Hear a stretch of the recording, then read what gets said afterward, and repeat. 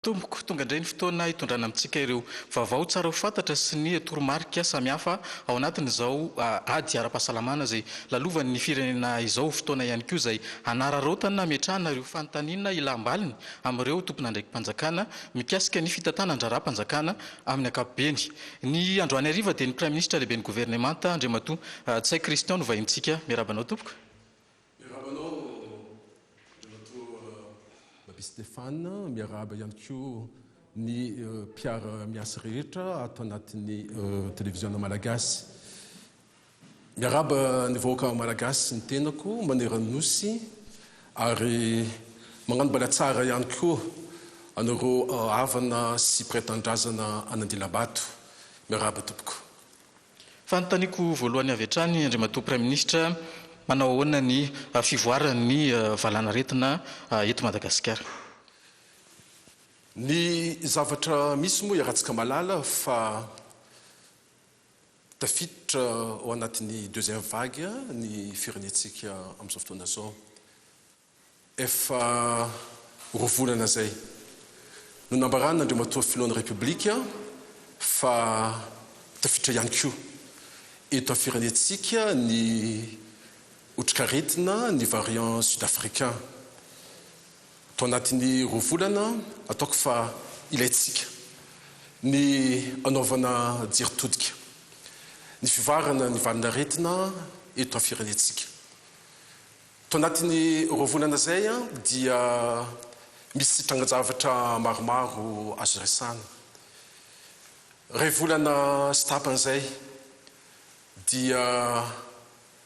nandray fipetra ny fitondram-panjakana teo ambany fitarian'ny filohan'ny Repoblika, nampiditra indray mandeha ny firenentsika tao anatin'ny amena ara-pahasalamana. Ray volana katroka zao dia nanapa-kevitra ihany koa ny filohan'ny Repoblika sy fitondram-panjakana nametraka fipetra fantatra fa sarotra dia ny makasika ny faritra Nalamanga manokana izay niditra tao anatin'ny confinement total isaka ny farany herinandro dia ny asabotsy zany sy ny alahady. Ratarafana ao anatin'ny roa volana zany ny fivarany valinaretina teto amintsika dia zao ny zavatra azo ambara amintsika voaka malagasy. Ny voalohany amin'izany dia jerentsika ny tranga vaovao nisy tao anatin'izany roa volana zany. Mahatratra 7,000 céréales ny tranga vaovao. Tao anatin'ny roa volana raha jerena ao anatina totanisa avoaka ny isan'andro reny zany no resantsika. Ka ny roa volana zay dia azo rehatsika ny volana voalohany sy ny volana faharoa misy atsika amin'izao fotoana zao. Raha ny volana voalohany dia mahatratra any amin'ny réal ny tranga vaovao. Ny volana faharoa zany dia eo amin'ny 7,000. Zany hoe tao anatin'ny roa volana dia ny enina eo amin'ny 300,000 ny isan'ny tranga vaovao teto Madagasikara. Nisy fidinana zany ny tranga vaovao. Ny ivony zany rehetrarehetra zany dia teto anivony faritra Nalamanga. Zay no antony napahana ny hevitra ny amin'ny hoe tsy maintsy misy fipetra manokana makasika ny fiobonana tanteraka teto faritra Nalamanga. Ray volana katroka zay no nenantsika tao anatin'izany. Ny azo ambara dia tao anatin'izay ray volana zay dia azo zaraitsika ihany koa amin'ny fazana anankiroa zany. Sy fantatrao fa isaka ny roa herinandro no anambaratsika zay koa no takin'ny lalam-panorenana ny anohizana na tsy ny amena ara-pahasalamana. Tao anatin'ny ray volana faran'izao dia hita fa ny ena dia ny ena araka voalazako teo ny tranga vaovao. izay fantatra fa mbola ambony ihany a satria any amin'ny 7 arivo izato eo 5 arivo eo a ny tamin'ny 2 herinandro voalohany to anatin'ny 2 volana amin'izao 2 herinandro faharoa zao a dia eo amin'ny 2 arivo zany zany no ilazantsika fa ny fipetratra no raisina teto amin'ny tany sy fanjakana izay fantatra fa dia sarotra dia sarotra ny fanapahana ny hevitra mahakasika an'ireny ary mila fahavononana ara-politika avy amin'ny filohan'ny repoblika sy ny fitram-panjakana manontolo kanefa kosa hitantsika fa mitondra vokatra izany rehetrarehetra zany ny mahakasika ny zay nitranga zay azo lazaina hoe amin'ny ankapobeny vaovao ny olona sitrana kosa tao anatin'izay 2 volana zay mahatratrana amin'ny 5 arivo sy iray alina ka zava-dehibe amintsika ary manaraotra eto ny tenako miarahaba ny olona rehetrarehetra zay tratra ny ty valinaretina ty kanefa niady ary nazo fasitranana ihany koa ny mahakasika ny amin'izao fotoana zao dia mbola miady ny malagasy maro ao anatin'izany aretina zany mahatratra 900 eran'ny Madagasikara ny olona zay mbola mitondra ny tsy mikaretina ary mbola marary ihany koa ny sasany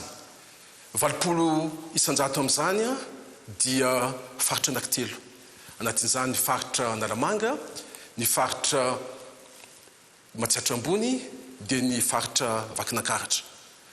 ro faritra ro anisany ataoko hoe manana ny taha-ambony amin'izao fotoana zao amin'ny olona zay mitondra ny tsy mikaretina sy mbola eo an-dalana ny fitsaboana azy raha ny olona lavo teto amin'ny firenentsika tao anatiny zay 2 volana zay dia eo amin'ny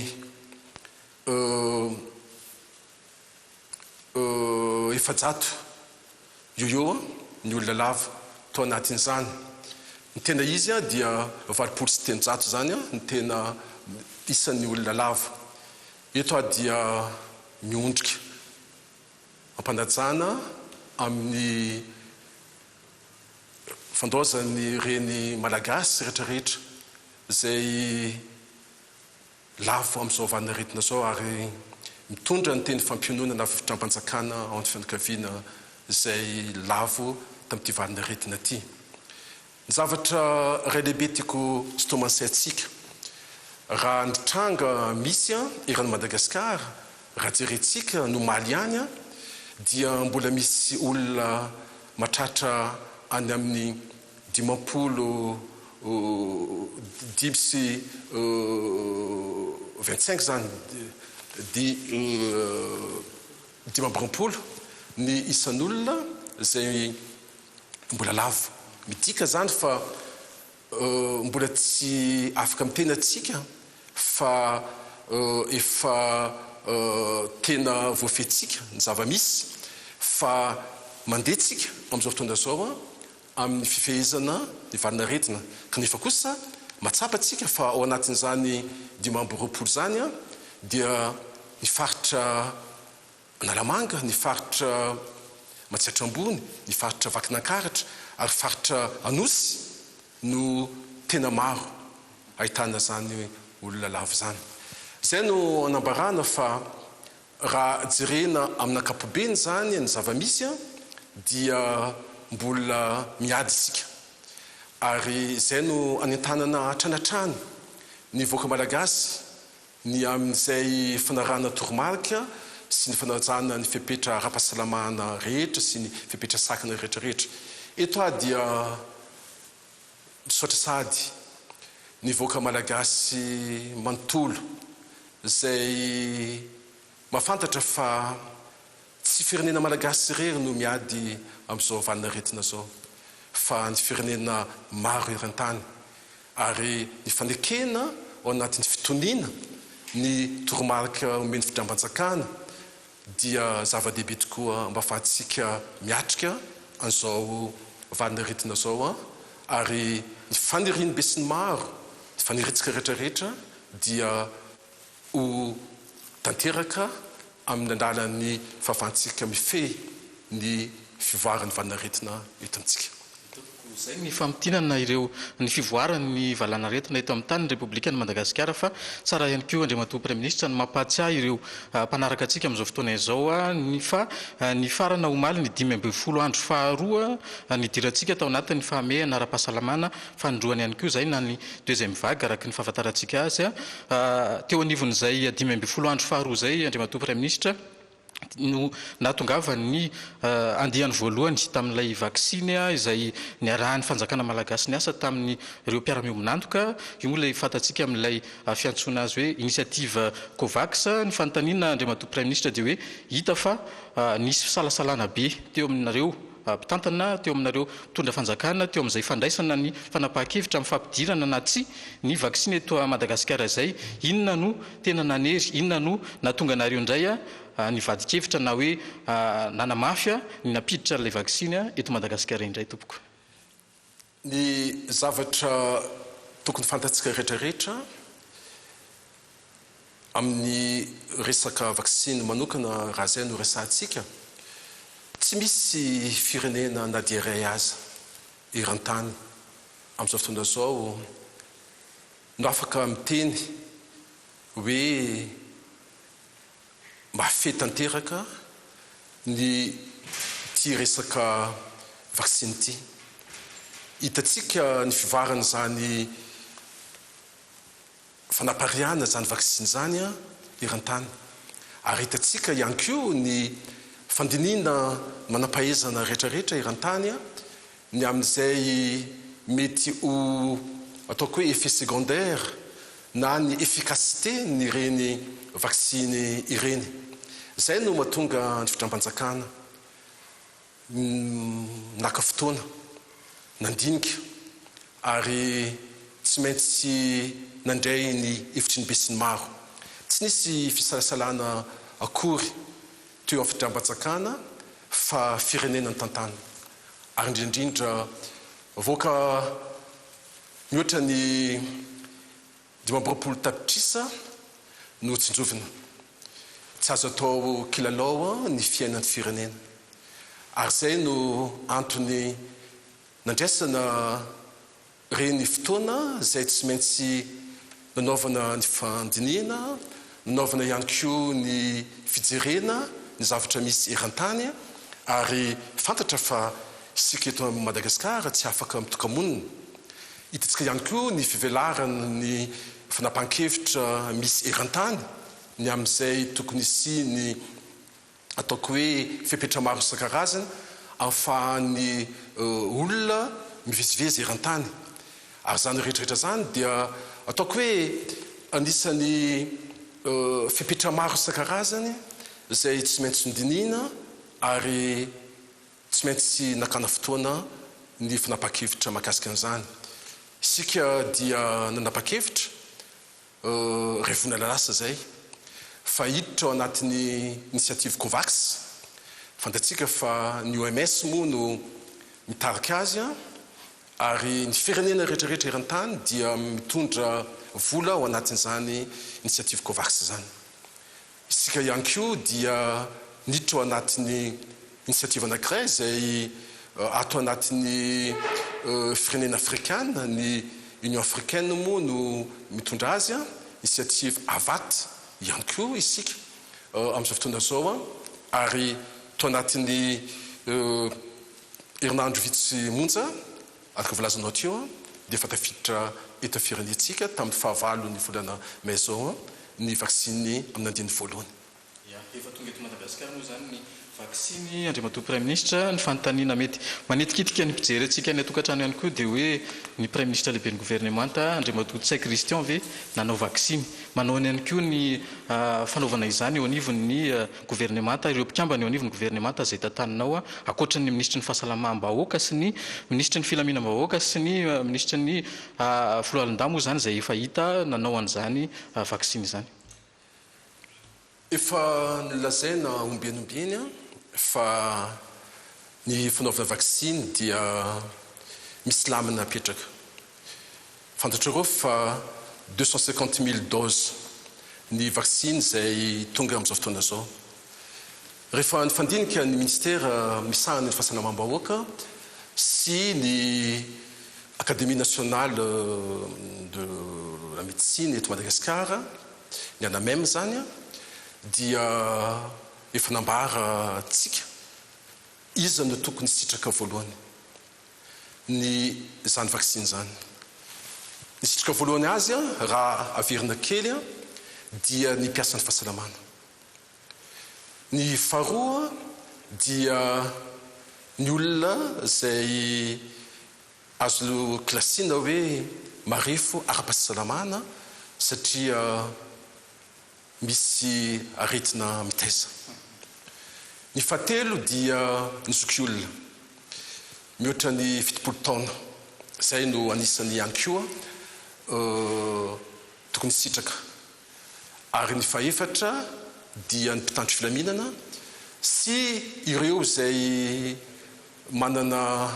asa art social mifandray BDB amin'ny olona, anatin'izany koa ny olona izay zokiolona koa zany. Zay zany no tokony sitraka ny izao andiny voalohany amin'ny vaccine zao. Isika dia manaja an'izany fipitra izay fanarana zany. Ny mpitondra fanjakana dia efa tenenao teo tsy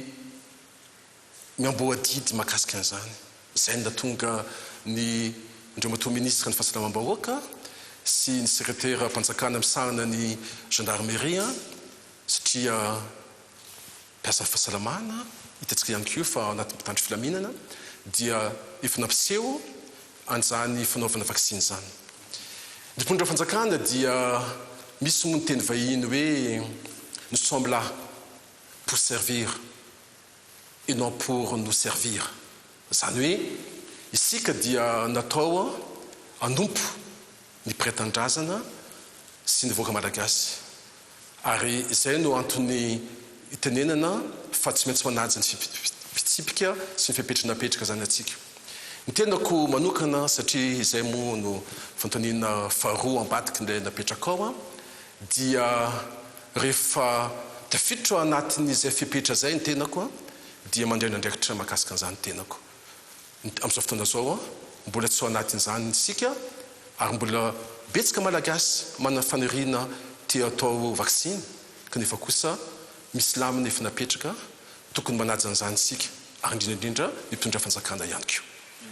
Araka ny nambaranao teo moa fa nosokajina moa zany ireo olona izay atao lara-pahamehana amin'izay fandraisana ny vaccine izay fa efa misy ve ny tatitra azo ambara mahakasika ny fahavitany ny fanaovam-vaccine andiany voalohany teto Madagasikara andriamatoa Premier Ministre? Ny azoko resana mahakasika ny vaccine dia fantatrareo fa tonga teto amin'ny firenentsika ary voalasantsika teo tamin'ny fa valiny volana May lasa teo zany herinandro ray zay natongavany vaccine teto amintsika. Efa fantatrareo fa nisy lamina napetraka amin'ny fisoratana anarana anatin'izany ny mpiasan'ny fahasalamana. Efa nanomboka atsika amin'ny fanaovana vaccine ny mpiasan'ny fahasalamana izay nanaiky antsitrapo satria izay koa moa no zavatra efa nolazaina tsy misy fanerena ny fanaovana vaccine. Na am'ireo izay voalaza atsika hoe tafiditra anasy ny masotsivana izay napetraka dia tsy terena ny fanaovana vaccine, antsitrapo ny fanaovana vaccine. Efa natomboka atsika zany ny fanaovana vaccine an'ireo karazany ny olona tokony sitraka azy ireo. Ary amin'izao fotoana zao efa naparitaka atsika maneran'osy ny vaccine.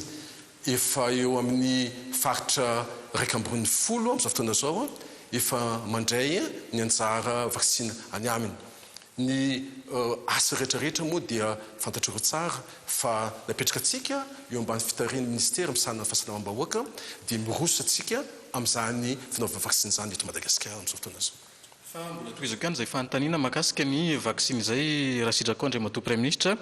raha ny isan'ny vaccine na ny dose tonga eto Madagasikara amin'izao fotoana dia mbola 5 alina sy 3 hetsy 250 000 zany raha ataony isanjato dia mbola ny ray isanjato ny malagasy noho izany no afaka misitraka izay vaksiny izay. Efa misy ve ny paikady hafa ahafahana hanaova vaksiny malagasy tsy ankanavaka.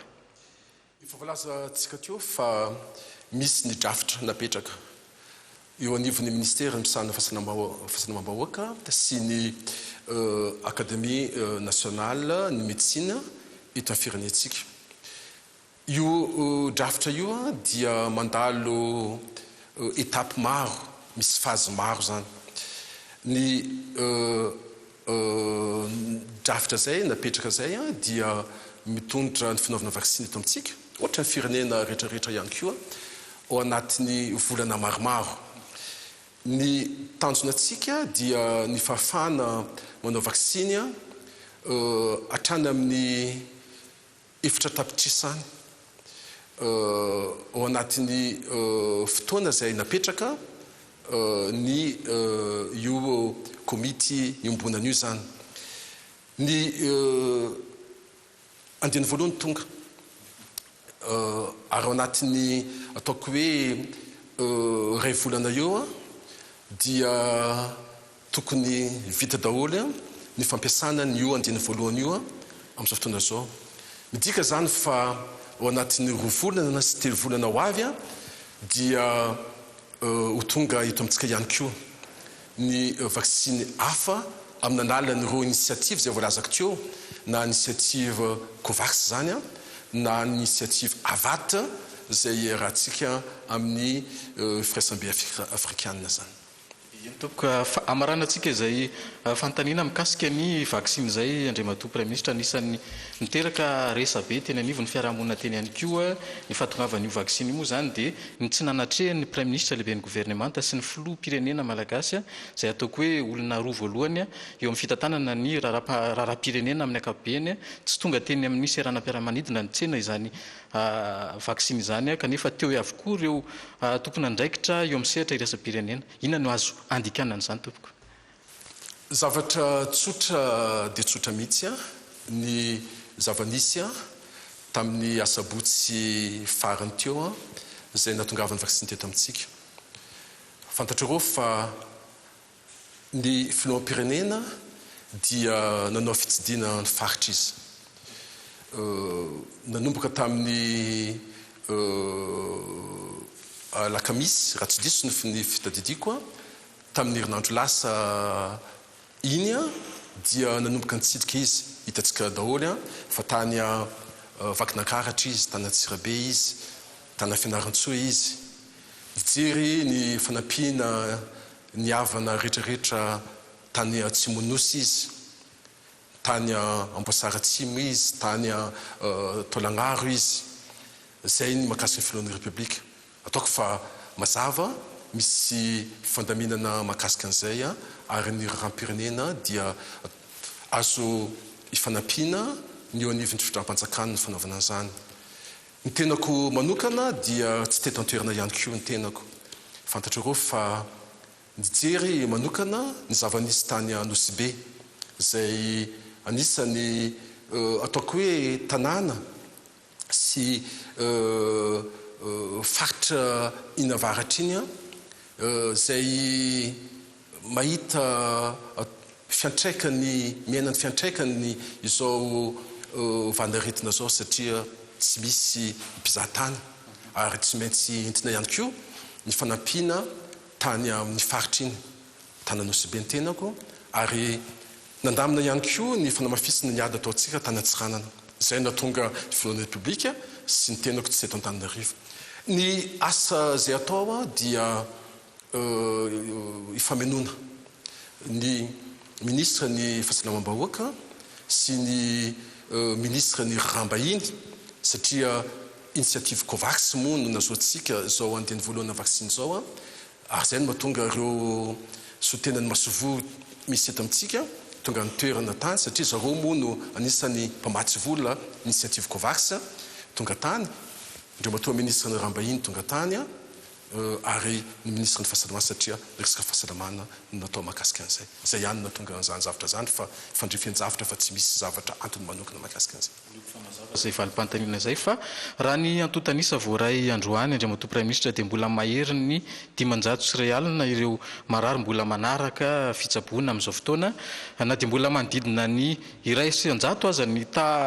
pahafatesana noho ny valanaretina dia mampalahelo ihany ireny tranga ireny andriamatoa prime ministre mbola maharaka ve ny fanafody sy ny fotodrafitrasa ety mitsabo ny marary ny covid-19 eto Madagasikara. Ny zavatra misy dia fantatsika fa nanomboka tamin'ny taondasa dia nanao ezaka goavana ny firenentsika.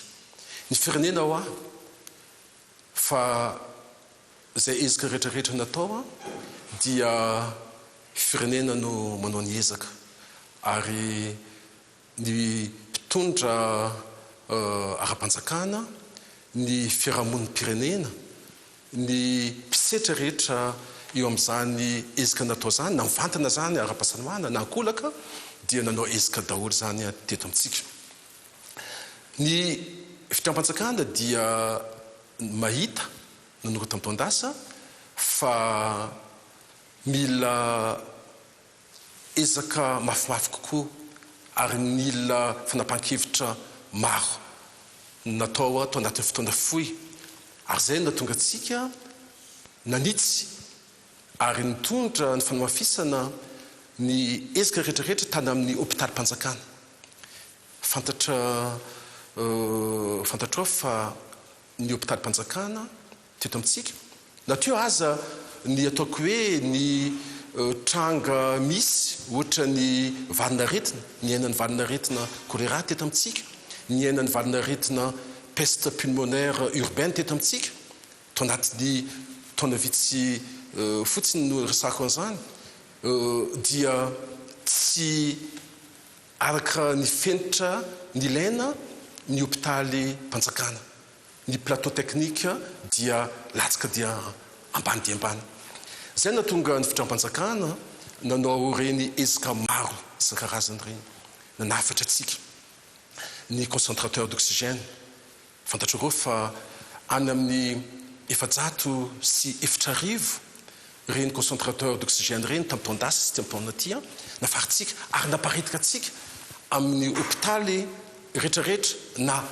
hôpitaly-panjakana zany na hôpitaly tsy miankina ihany koa dia nometsika an'izany concentrateur d'oxygène zany. Hitatsika ihany koa ny fanavaozana an'ireny hôpitaly reny tao anatin'ny fotoana fohy zay tsy maintsy nataotsika satria tsy afaka mandray nataoko hoe reo olona marary ny covid izy reny raha tsy natao reny fanavaozana makasina ny fantsona rehetrarehetra na fampiodinatsika ny générateur d'oxygène zay hitatsika tamin'ny toerana maro efa tsy nandetsony. Ny hôpitaly zay azo lazaina fa ny hôpitaly mbola ao anatin'ny fenitra dia ny reny hôpitaly manara-penitra zay natao tamin'ny fotoana tetezamita reny ary reny nanavitra atsika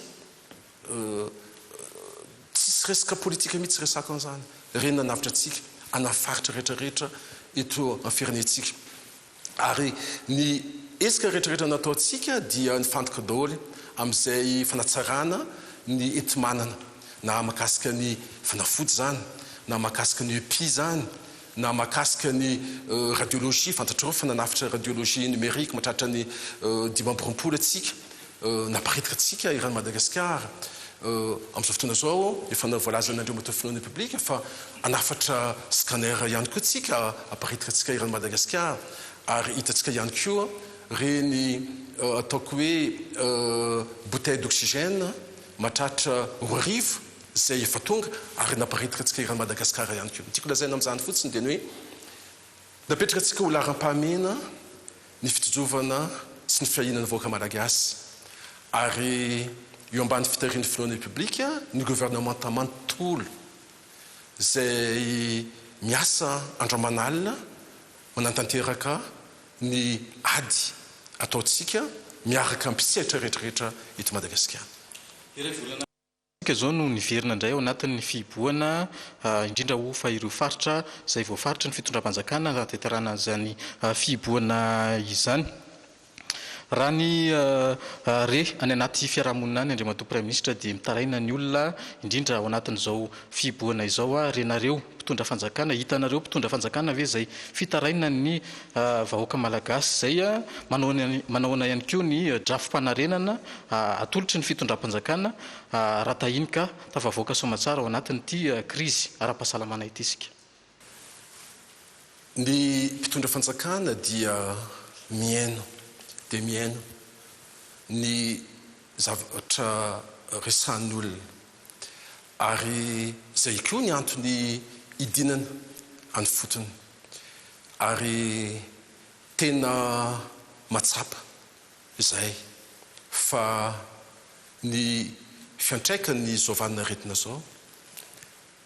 dia be dia be ary misandraka amin'ny zavatra maro ary anatin'izany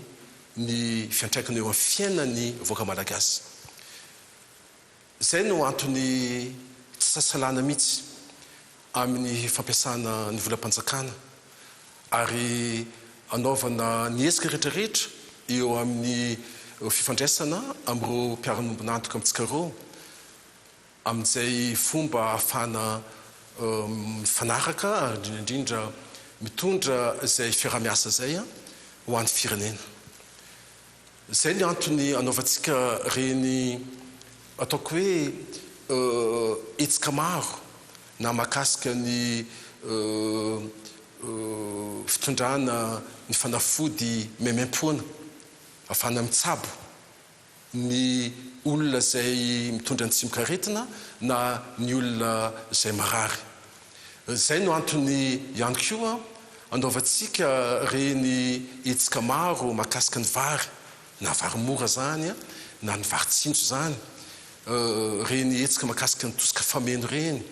amin'izao fotoana zao ny asa maro any ambanivohitra izay arindrantsika amin'izay fafany tantsaha manokana ihany koa misitraka an'izany rehetrarehetra zany ary ezatsika araka izay azo atao mitondra programme an'asa ihany koa amin'ny sehatra maro eto amin'ny firenentsika. Ny ezaka ataontsika dia tsy ezaka hiatretsika fotsiny zao amena zao, io ny laharam-pamena, fa ihany koa mijery lavidavitra ihany koa tsika satria fantatsika fa zao vadinaretina zao dia tsy maintsy isy ihany ny fotoana izay alefy azy ary ho voafehy tanteraka zany na ny eran-tany zany na eto Madagasikara ihany koa. Izay no mahatonga antsika amin'izao fotoana zao manao reny programme an'asa maro reny ao anatin'izany hijerena manokana ny famoronana asa, ny fampananasa ny tanora. Efa voalazan'ny Andriamatoa Filoha Republika tamin'ny taondasa fa miditra ao anatin'ny fanatanterahana ny plan Marshall atsika. Ny dikan'izany plan Marshall zany dia ny ezaka manokana ataontsika amin'ny fanamboarantsika fotodrafitrasa fototra. Anatin'izany ny sekoly, anatin'izany ny hôpitaly amin'izao fotoana zao centre hospitalier du district anankitelo ambin'ny folo no ataontsika eranosy fa akaikaiky ny ataoko hoe roanjato satria any amin'ny telo amby sivifolo amby zato ny CSB izay ataontsika reny rehetrarehetra reny dia miteraka asa izy reny ary miteraka ataoko hoe fiarina ihany koa amin'ny reny orinasa izay misitraka ny fanaovana an'ireny fotodrafitrasa fototra reny, manamboatra ny tao-drano atsika eran'ny Madagasikara, manamboatra ihany koa lakan-drano, izay rehetrarehetra izay dia hitsilovantsika ihany koa ny tantsaha izay mivelona ao anatin'ny fiarina eo amin'ny lafin'ny fambolena, ny fiompiana sy ny jono. Manao fotodrafitrasa maro atsika, manao lalana atsika eran'ny Madagasikara, betsaka ny malagasy misitraka an'izany asa zany satria asa ho an'ny malagasy zany amin'izao fotoa tsarotra amin'izao fotoana zao zay no antony nanaovantsika reny stady mihoatra ny telopolo eran'ny Madagasikara amin'izao fotoana zao ny gymnase zay rehetrarehetra zay dia asa foronina ho an'ny malagasy orinasa malagasy na dia fotoan-tsarotra dia afaka mivelona satria orinasa zay manao an'ireny asa reny anatin'izany ezaka rehetrarehetra zany no ilazako aminareo fa tsy ny amin'izao fotsiny no jerena fa mijery ny fanoizana ny ezakatsika amin'ny taona maro satria manana ny ambitiontsika mba ho firenena mba azo lazaina mba manana maizy azy ary reny malagasy manontolo zany firenena malagasy Madagasikara zay mivoatra zay anisany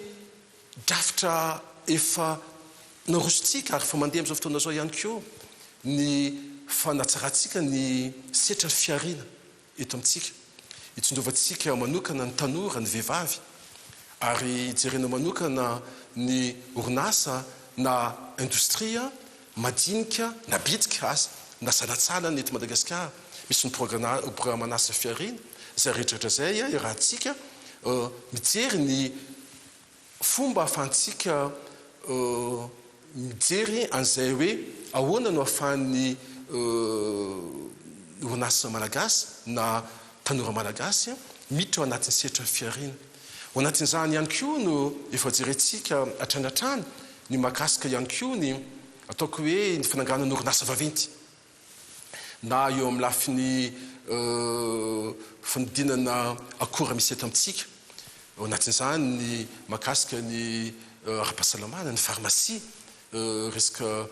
pharmaceutique zany dia anisan'ny nanaovantsika ezaka zany nanangana ny fahamalagasy atsika ary ny faniritsika dia misy fampiasana vola maro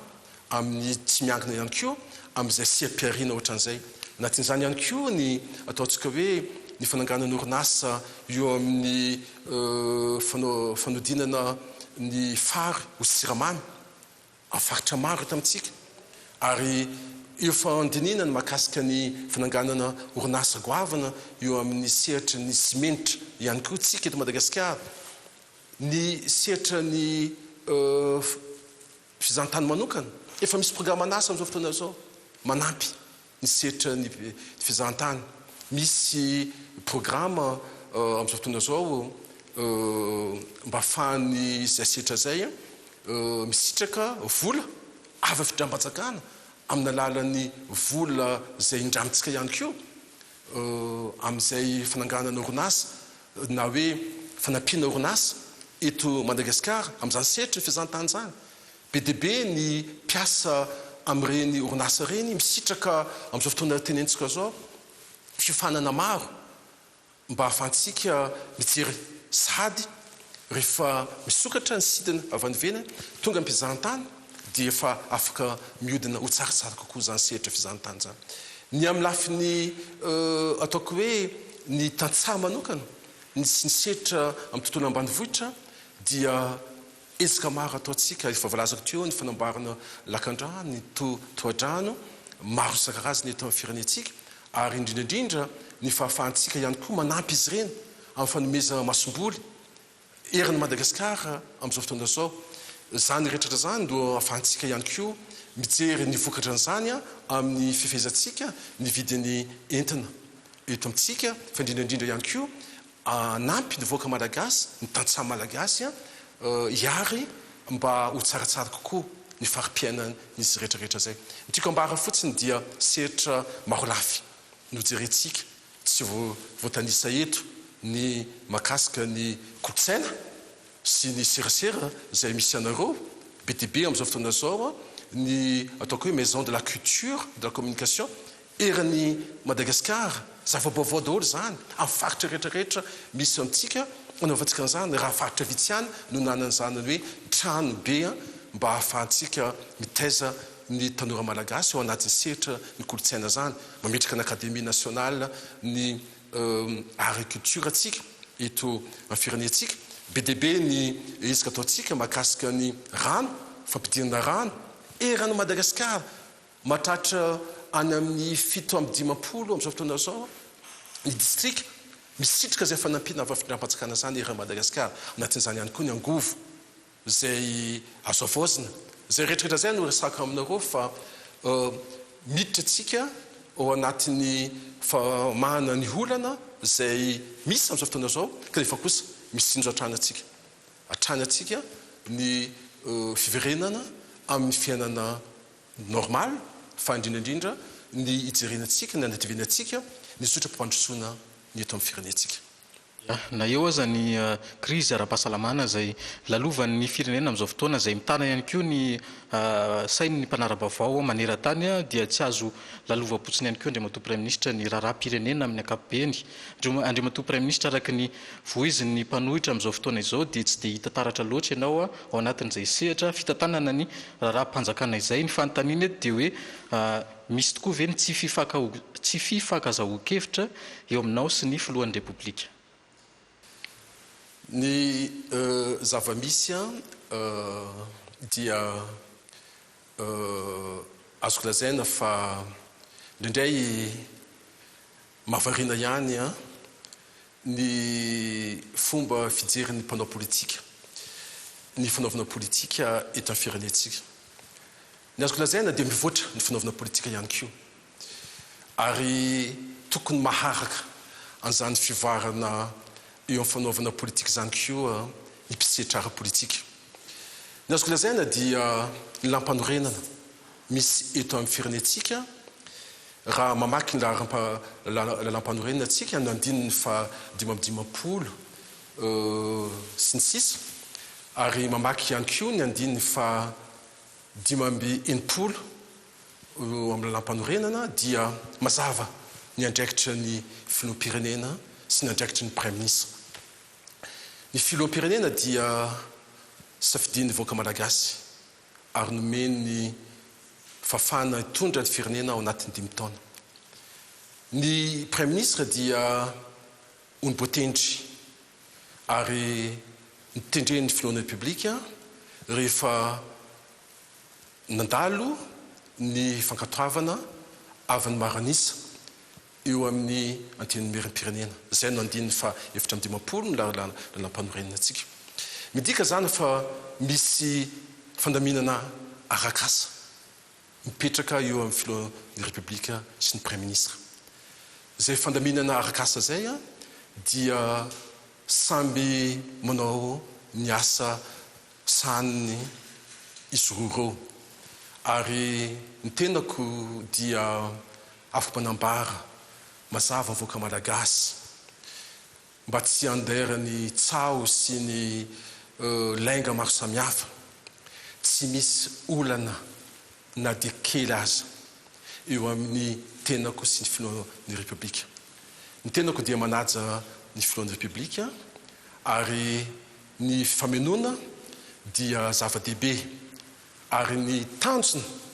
ny roa dia tsotra dia ny hitondra ny firenetsika mba ho amin'ny zay fanatanterana ny vina ny filohan'ny repoblika zay nentiny teo anivon'ny vahoaka malagasy nandaniana azy.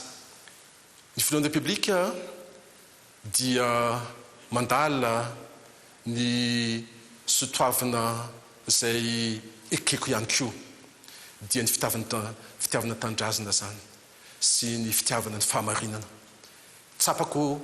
eo amin'ny filohan'ny repoblika zany fitiavana tandrazana sy fitiavana fahamarinana zany ary zay ihany koa no mba tonga ny tenako manampy azy eo amin'ny fitantanan'ny firenena amin'izao fotoana zao.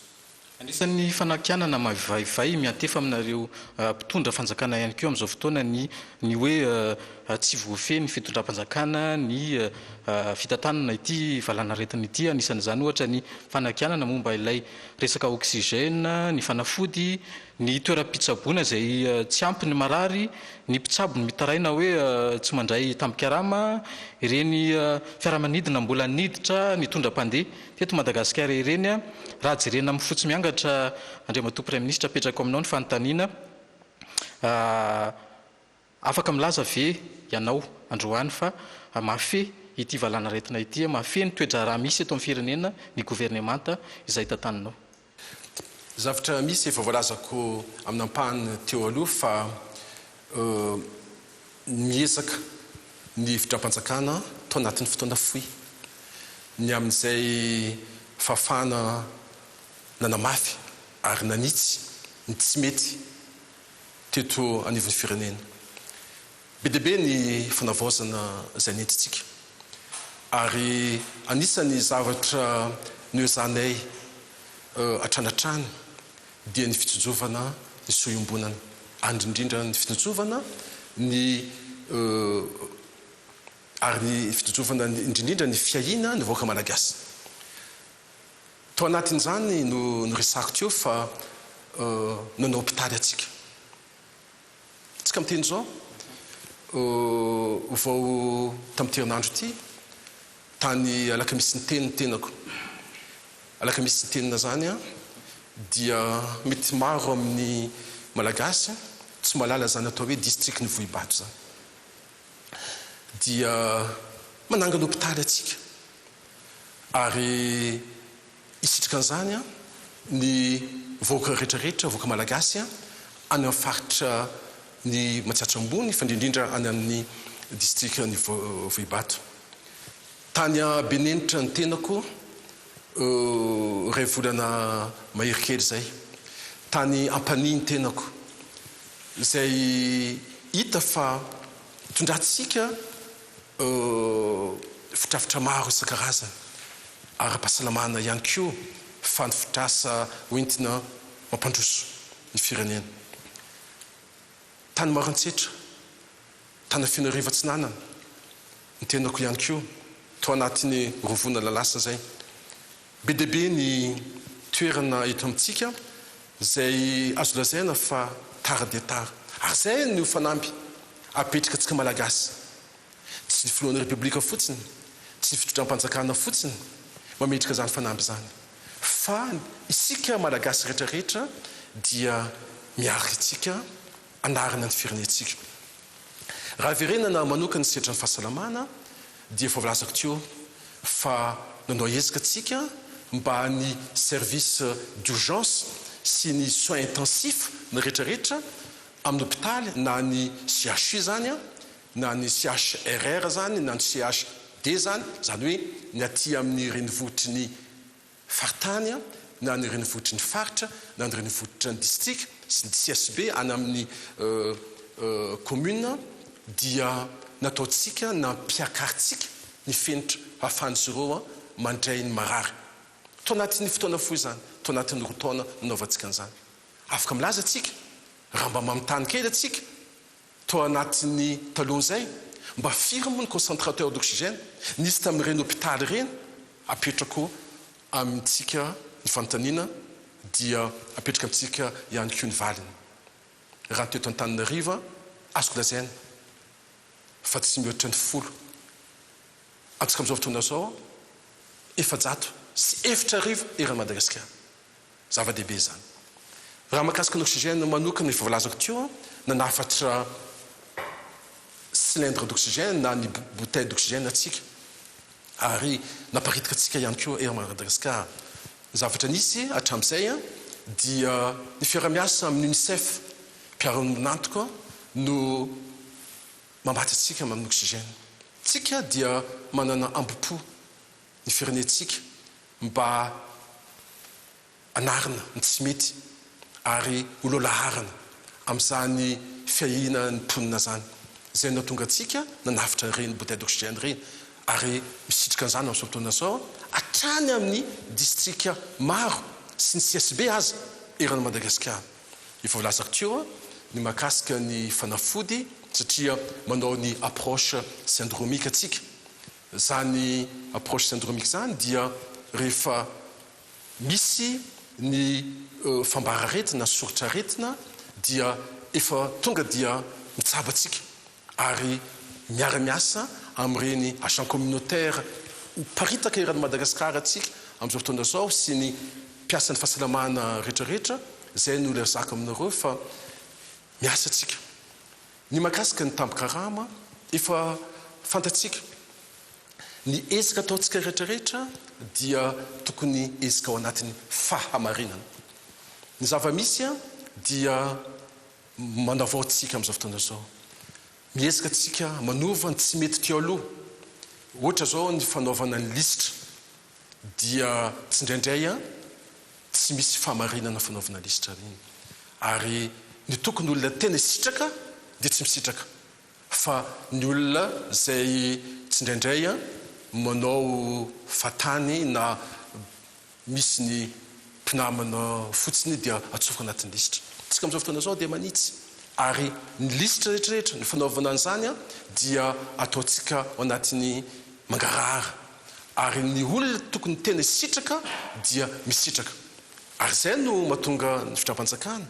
tsy resaka arabola le izy fa kosa ny zavatra atao dia tokony manaraka ny fahamarinana zany ny makasika ny ataoko hoe mety député maro isan-karazana amin'izay fiazahantsika miady amin'izao vanaretina zao iraha malala fa tsy ampy ny mpiasa fahasalamana tsy ampy ny dokotera tsy ampy na généraliste zany na ny spécialiste zany ary zay no mahatonga atsika amin'izao fotoana zao efa mandinika sahady ny tokony anaovantsika fakana spécialiste maromaro ary anatin'izany ihany koa ny fidirantsika ao anatin'ny seratra ny agrégation ho an'ny ro tena aniry ary mafeno ny fipetratra maro isan-karazany mba ho tonga amin'izany fenitra zany ohatran'izany koa ny paramède zay hitantsika fa tsy ampy eran'ny Madagasikara ary ao anatin'izany koa na ny ataoko hoe personnel d'appui rehetrarehetra zay no natonga ny filoham-pirenena nanapa-kevitra fa anaovantsika etsika goavana manomboka izao ny fampidirana ho mpiasa-panjakana ny eo anivon'ny fahasalamana dia andray mpiasa-panjakana maro dia maro atsika ary izahantsika ho aparitaka any amin'ny faritra rehetrarehetra amin'ny commune farany lavitra rehetrarehetra eto amintsika satria tsy rariny mahita reny mpiasa fahasalamana ataoko hoe bénévole ao anatin'ny 4 taona 5 taona tsy manana contrat akory izy reny kanefa miasa ao anatin'ny sehatry ny fahasalamana zay dia tsy maintsy ahitsitsika zay ary zay no fanavaozana ataontsika ohatran'izany koa ny sehatra mahakasika ny fanabeazana mbola PDB ny mpampianatra fram eto amintsika amin'izao fotoana zao mianaka any amin'ny 100 000 anoany mpampianatra fram eto Madagasikara zany hoe zay rehetrarehetra zay mila fanamboarana daholo zany rehetrarehetra zany anatin'izany koa raha miresaka ny fiahinana vahoaka atsika mahakasika ny filaminana sy fandriam-pahalemana fantatsika fa tsy misy fiarina azo eritreretina ary tsy misy fampandrosoana azo vinavinaina raha tsy misy ny fandriam-pahalemana efa niezaka atsika atao anatin'ny 2 taona amin'izany famerenantsika ny filaminana sy fandriam-pahalemana zany ary amin'izao fotoana zao natatsika vokatra zany ny ataoko hoe ny dahalo rendany ny ondratsy fantatro fa anatiny mampolo taonany tsy nisy fitsarana ny asa ratsy ny olona reny a dretratratsika to anatin'ny fotoana fohy ary miezaka atsika ny anoy an'izany rehetratra zany satria naparitika atsika eran'ny Madagasikara amin'izao fotoana zao ny fametrahana ny base opérationnelle avancée na ny toby miaramila mitoby eo anivon'ny gendarmerie ihany koa ny commissariat ihany koa naparitika atsika any amin'ny district rehetrarehetra satria betsaka ny district mba tsy manana commissariat amin'izao fotoana zao ary misandraka any amin'ny commune marobe ny tiako ambara fotsiny a dia miezaka atao a tsy vitana andranandroany manohy ny fitram-panjakana ambanin'ny fitarianandreo maty filohan'ny publique ny gouvernementa manontolo resaka aminareo zany a dia tsy mandry alina tsy mandry atoandro tsy araka izay voalazan'ny olona rehetrarehetra reo tsy voatery tsy maintsy entina amin'ny hainao manjery daholo ny zavatra atao rehetrarehetra ty fa be deaibe ny ezaka ataon'ny fitram-panjakana amin'izao fotoana zao ary hitanareo miandala anareo ny vokatra an'izany rehetrarehetra zany tsy ho an'ny zao fitondram-panjakana zao fotsiny nanaovana zany fa ho an'ny malagasy sy ny taranaka tsika zay ho avy fa mialohan'ny lazanao ireo fepetra manaraka ao anatin'ny 10 andro manaraka moa zany dia fantaniana farany Andriamatoa Prime Ministre andehandray ny resaka amin'izao fotoana zao fa isy ny fanovana mpikambana eo anivon'ny gouvernemanta efa nanomboka tany amin'ny volana janoary tany moa no naresina izay vaovao zay fa mbola tsy nisy mandrakitiny ankehitriny ny fanontaniana dia hoe nahafapo anareo tantana ambony eo anivon'ny fitondram-panjakana ve ny asan'ireo ministra eo ambany fifezanareo reo ary irosy ihany amin'izay hoe fanoloana fanovana ny mpikambana eo anivon'ny gouvernemanta izay ve ny prime ministre sy ny filoham-pirenena ny filohan'ny republika tamin'ny voalohan'ny ty taona ty dia fa nanambara fa mbola tsy atao ny fanovana ny gouvernemanta ny fanovana ny gouvernemanta dia ny fanitsiana ny gouvernemanta dia fahefana feno napetraka ny lalam-panorenana amin'ny filohan'ny republika ny filohan'ny republika irery ihany no tompon'ny fotoana anaovana an'izany tiako ambara fotsiny dia ny tenako zao dia onim-boatengitry raha misy ny fanovana na misy ny fanitsiana ny gouvernemanta dia anaovana tombanezika ihany koa ny tenako ny filohan'ny republika no anao an'izany ka rehefa tonga ny fotoana hitan'ny filohan'ny republika fa mamety an'izany ataoko fa horesana vahoaka malagasy zany anandraina ndraiky mikasika an'izany izy vaovao tsy azotsika ny olalovapotsiny ireny Andriamatoa Prime Ministre fa hiverina amin'ny raharaha ara-pahasalamana isika miditra amin'ny 10 andro manaraka isika atao anatin'ny tany republika ny Madagasikara inonavy ireo fepetra hiatra eto amin'ny tany republika mandritra ny 10 andro manaraka tompoko misaotra amin'izay fantaniana zay satria ataoko fa andrasan'ny vahoaka malagasy ny fahalalana an'izany fepetra zay hitondrana ihany koa ny raharam-pirenena mandritra ny 10 andro avy zao tamin'ny zoma moa dia nandray ny hevitry ny reo lehibe ny androm-panjakana misy eto amin'ny firenetsika araka ny voalazany lalàna velona misy eto amintsika fa indrindra ny lalam-panorenana ny filohan'ny republika mba azohoana ny hevitra ny reo lehibe ny androm-panjakana rehetra reo anatin'izany ny filohan'ny antenimerin-dolona anatin'izany ihany koa ny filohan'ny antenimerim-pirenena anatin'izany ihany koa ny filohan'ny fitsarana avo momba lam-panorenana tamin'izany no nandraisana finapan-kevitra teo anivon'ny filan-kevitry ministre fa tohizana mandritra ny 10 andro indray ny amena ara-pahasalamana eto anivon'ny firenetsika ny fepetra manaraka an'izany dia mbola voarary ny famorem-bahoaka mihoatra ny 100 misy fiovana kely ny mahakasika an'izany satria 50 moa teo aloha dia nampiakarintsika ho 100 zany manomboka amin'izao fotoana zao ny eo amin'ny afiny ara-pahasalamana dia mbola misokotra trany ny centre de traitement Covid-19 na ny CTC 19 raha ny eto analamanga no resana eny mandremena andorany fotsy ny CTC 19 etsy Mahamasina ny CTC 19 ao Somandrakizay ny CTC 19 ao Korondrano ary ny CTC 19 ao amin'ny village Voire mbola misokotra ihany koa ny CTC 19 ao Antsirabe voalohany ny CTC 19 ao Fianarantsoa voalohany ary ny CTC 19 ao Taolagnaro akatona Vonjimaika ny CTC 19 eny Vato sy ny CTC 19 eny Alaroby manomboka ny alakamisy faha 20 May ho avy zao ka afindra eny amin'ny CTC19 hafa ny marary sisa mbola tsaboana ao. Noho ny fienana eo amin'ny isan'ny marary dia ifampiresaka amin'ny tompon'ny hôtely ny ministera ny fahasalamam-bahoaka isiny ny fanarana amin'ny hôtel hôpitaux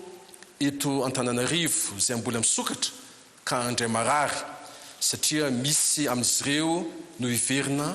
amin'ny mahatrano mpandray vahiny azy fotsiny. Niezaka ataon'ny fanjakana mba hisoroana ny forme grave dia amin'ny alalan'ny vaksiny na Covid-19 araka voalazantsika teo ary efa voalazantsika teo ihany koa ny karazan'olona hisitraka an'iny vaksiny izay andiny voalohany amin'izao fotoana zao ka ambara hatranatrany fa an-tsitrapo tsy misy faneriterena ny fisitrana ny fanaovana vaksiny. Entanina hatrany ny rehetra anatin'ny faran'izay haingana indrindra ireo toeram-pitsaboana raha misy mampahay ny toe-pahasalamany tsirairay. Ny fitondrana ny razana dia tsy azo atao na ny mivoaka na ny miditra ny faritra voalaza fa mbola mikatona. Ho resaka avy eo inona ireo iza daholo ireo faritra voalaza fa mikatona. Ny fandevenana ho an'izay lavin'ny Covid-19 dia tanterahina ny andro niny ihany ary tsy mihoatra ny olona 10 no mandeha mandevina. Mila mitandrina sy manaja ny fipetra ara-pahasalamana sy ara-pidiovana hatrany rehetra ho fisoroana ny firongatra ny vadina retina. Fipetra makasika ny fandaminana ankapobeny. Reto ny faritra mbola mikatona. Ny faritra Analamanga, ny faritra Vakinankaratra, ny faritra Matsiatra Ambony ary ny faritra Anosy. Ny faritra Osikafana dia manomboka ny Atsinainy Rampitso, dia ny faritra Atsinanana, ny faritra Sofia, ny faritra Sava. Marina fa efa miena dia miena ny tranga vaovao kanefa kosa mbola intanina ny mpona rehetrarehetra mba nahaja ireo fipetra ara-pahasalamana ary ireo fipetra sakana rehetra. Mitohy ny fampiarana ny fipetra tsy azo ivezivezena amin'ny alina na ny couvre-feu manomboka amin'ny 10 ora alina ary mifarana amin'ny efitra ora maraina amin'ny faritra 4 mbola mikatona. Zany hoe mikisaka ora ray tsy am'sivy intsony ny couvre-feu fa manomboka amin'ny 10 ora alina amin'ny faritra izay mikatona. Mbola mikatona ny bara, ny espace, ny karaoké sy ny toeram-pandizana rehetra. Misokatra hatrany ny restaurant araka ny mahazatra fa tsy maintsy manaja ny fipetra ara-pahasalamana sy ara-pidiovana ka ny atsasika ny fahafana mandray mpanjifa ihany no andraisana olona. Ho amin'ny faritra Analamanga manokana dia mbola mitohy ny confinement total isaka ny Asabotsy sy Alahady eto amin'ny distrika ireto: Antananarivo Renivohitra, Antananarivo Avaradrano, Antananarivo Atsimondrano, Ambohitra Atrimo. Ny distrika hafa ato anatin'ny faritra Analamanga dia tsy manaraka ny fiobonana tanteraka ny andro ny Asabotsy sy ny andro Alahady. Makasika ny toeram-pivavahana. Ny faritra rehetra izay tsy voakasika ny fikatonana dia afaka misokatra avokoa ny toeram-pivavahana rehetra ao anatin'ny fanajana ny fipetra ara-pahasalamana sy ny fipetra sakana. Fa noho ny ezaka iombonana sy ny ady iraisana hiatrehana an'ity vanina retina Covid-19 ity mba ho fiarovana ny mpiarabelona dia mbola tsy misokatra aloha ny fiangonana na ny moskea amin'ny reto distrika ireto. Distrika ireto, distrika hoa ireto. Antananarivo renivohitra, Antananarivo avaradrano, Antananarivo atsimondrano, Ambohitra atrimo, Antsirabe voalohany, Fianarantsoa voalohany ary Taolagnaro. Omena alalany manokana anana fandarana ara-pivavana ao amin'ny haino amanjerim-panjakana ny vondrom-pinoana misy amin'ny andro asabotsy sy alahady ka rindra miaraka amin'ny ministera serasera sy ministera misahana ny atitany izany. Ekena trany ny vavaka entin'ireo voaofana sy tsara sitrapo mampahery ireo marary mila an'izany eny amin'ny hôpitaly ny CTC 19 ary ny toeram-pitsaboana misy. Ny fandaminana dia apetraka feno eo amin'ny tompon'andraikitra voalohany eo anivon'ny toeram-pitsaboana ireo araka ny lamina fa misy sy tanterahina. Tsy maintsy ajaina atranatrany ny fipetra-pahasalamana sy ny fipetra sakana rehetrarehetra. Eto dia manaroatra ny saotra manokana ireo olona vaofana sy ireo tsara sitrapoa izay manao ezaka amin'ny fampiarezana ny olona marary amin'ny toeram-pitsaboana misy eran'ny Madagasikara. Afaka misokatra trany ny tsena pokotany manomboka amin'ny 9 ora maraina ka hatramin'ny 5 ora hariva afa-tsy amin'ny andro ny confinement total izay mikatona avokoa ny tsena pokotany. Manamafy hatrany isika fa olona iray ihany ny tokony miantsena. Fepetra mikasika ny fampianarana. Manamafy fa efa miverina an-tsekoly ny mpianatra amin'ny faritra izay misokatra rehetra. Amin'ny faritra efatra mbola mikatona kosa dia ny mpianatra amin'ny kilasy mpanadinana ihany no afaka miverina an-dakilasy amin'ny reto sisko manaraka ireto. Averiko indray mandeha amin'ny reto sisko manaraka ireto. Sisko Antananarivo renivohitra, sisko Antananarivo avaradrano, sisko Antananarivo atsimondrano, sisko Ambohitra atrimo, sisko Antsirabe voalohany, sisko Fianarantsoa voalohany, sisko Taolagnaro. Ireo sisko hafa amin'ny ireo faritra efitra ireo dia afaka mamerina miandana ny mpianatra rehetra manomboka amin'ny larobia fa 7 ny volana May ho avy izao. Mbola mikatona ny anjerimanontolo na université amin'ny faritra efitra izay mbola mikatona ihany koa. Fepetra mikasika ny fitaterana. Mbola mikatona ny zotra nasionaly na ny miditra na mivoaka amin'ireo faritra efitra mikatona ireo. Ny fitaterana entana sy vokatra araka ny mazatra dia azo atao hatranatrany ary tsy misy sakana mahakasika an'izany.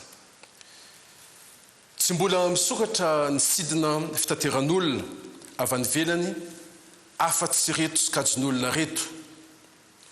Diplomaty sy ny mpiasa ny firenena mikambana. Ireo iraka manokana fitram-panjakana na azo fahazoan-dalana. Ireo manam-pahaizana manokana eo amin'ny indostria stratégique miara-miasa amin'ny fanjakana. Ireo mpanao fandanjahantena teratany malagasy ka nandray anjara amin'ny faninanana iraisam-pirenena lehibe. Tsy maintsy manaja ny protocole sanitaire de confinement avokoa ireo olona rehetra na teratany vahiny na teratany malagasy izay tonga. Mbola mikatona ny sidina anatiny izay antsoroany tsara dia. Fepetra mikasika ny asa. Mbola tsy miasa ny olona mare fara-pahasalamana na ny travailleurs vulnérables. Ho an'ny orinasa mampiasa olona mihoatra ny 500 amin'ny toerana iray araka ny mazatra dia ny antsasany ihany no afaka miasa isan'andro. Fepetra fanampiny. Ireo gouvernoura isaka ny faritra no mandrindra ny fandraisana ireo fepetra hafa